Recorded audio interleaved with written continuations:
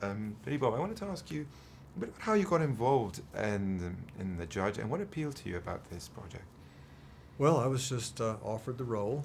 I talked to Downey on the phone about it and kind of went through, the characters and their relationship and everything. And it was just very well written, terrific cast.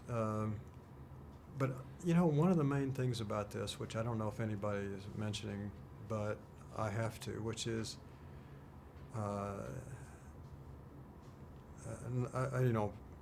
not because of present company, but Warner Brothers should pat themselves on the back for this, for doing a human story at a big studio. I mean, you don't see these kinds of movies being made by studios much anymore. I mean, like a big budget studio movie that's about people. And that really appealed to me. Normally, if you brought a movie like this to someone, they'd say, oh yeah, we'll give you $3 million to make this. And yet they made this properly and did it up big. And I just think I hope it sets a trend, Thank you for saying that. I think we should pat you on the back too because you're playing a very important character here, Dwight Dickham. He's a prosecutor and he's got a difficult task ahead of him. He's a tough guy, right? Yeah, certainly he's driven to win this one. I mean, because of old grudges and whatever, And I'd never played a prosecuting attorney, and I'd always seen in movies. I always enjoyed courtroom dramas, and everything. And so the opportunity to play one was pretty terrific for me, I have to say. You're playing one that I wouldn't like to have against me, but I'm wondering how you prepared that role. Well, it was so well written. I didn't have to do a lot. I mean, but I did watch some of the movies, that I liked that were courtroom movies before. Like in particular, The Verdict with Paul Newman, which was a great movie. It's one of my favorites. And I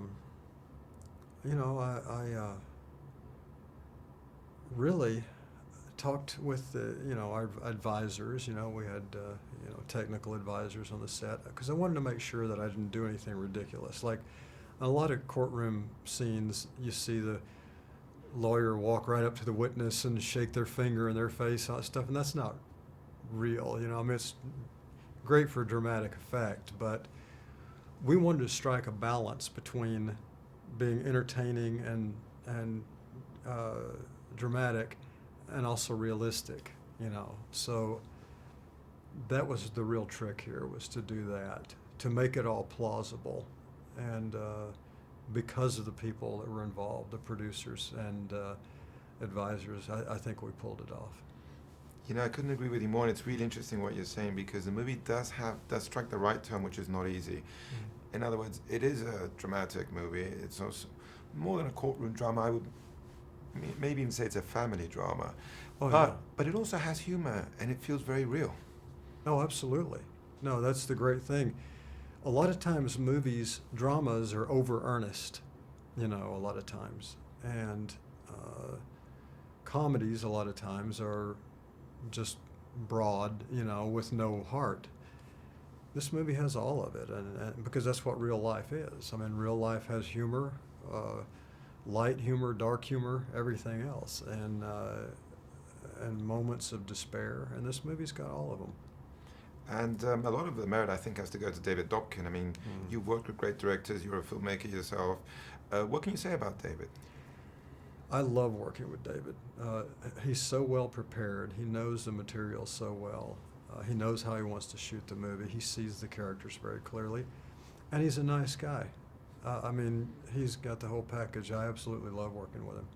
Speaking of the characters, you mentioned before that your character had a little reason there to be in this, not just... What is the relationship between the prosecutor that you play and Hank Palmer, the lawyer that Robert Downey Jr. plays? Well, I mean, I think, it's like girls looking at each other's shoes, sort of, you know what I mean? It's, my character sees Downey's character as the sort of big dog, sort of like kind of arrogant, self-assured guy. and I'm a small town lawyer who wants to be that, and probably in some ways. And so I think it's more than just doing his job. It's also really getting to this guy, you know. And I think in the end, I kind of do get to him, but we also see that we're cut from the same cloth in a lot of ways too. So in a way, you both respect each other, and the audience also respects both of you. It's not like yours is a bad guy. I like that. There's a mutual respect there. I was really glad that they didn't draw the characters that way, where there's a good guy and a bad guy. There's no white hat and black hat, you know. It's just two guys trying to win a case, you know. And that was one of the things also that appealed to me about it. Also, your character has these little nuances, like, you know, that cup that he opens in the courtroom and all that. That kind of tell us that he's very meticulous, right? Yeah, he's probably got OCD like I do. But yeah, the cup was actually in the script. That wasn't my idea. I thought that was a really nice touch.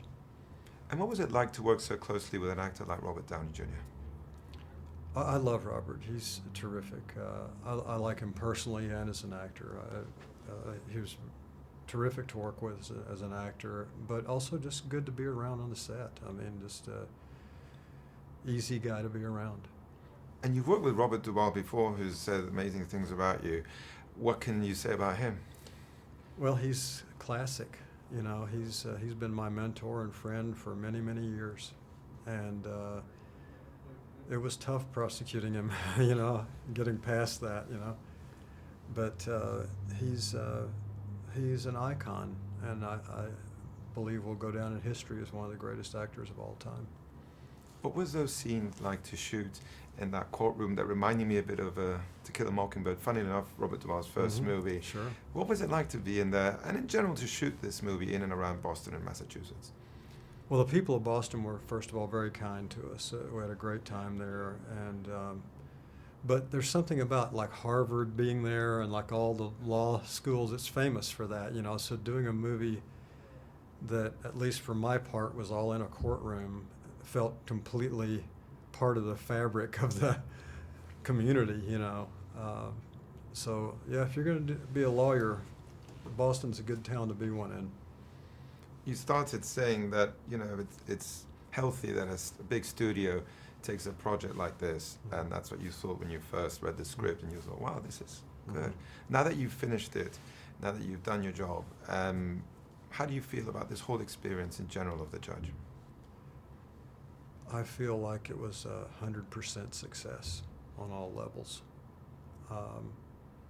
Like I said, I just love the fact that this is the kind of movie that should be being made, you know. And I'm not saying that they shouldn't make the other kind too. There's an audience for everything, and I understand the economics of it all. But I think people need this, you know. I think people need to see movies about people again. And this is a really good start.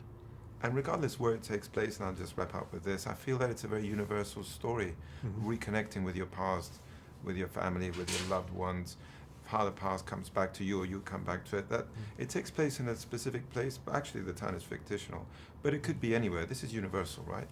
Oh, it's absolutely a universal story. I mean, when you have family relationships, I mean, that's what we all relate to. And you know, the father-son struggles, all those things. Those are absolutely universal themes, yeah.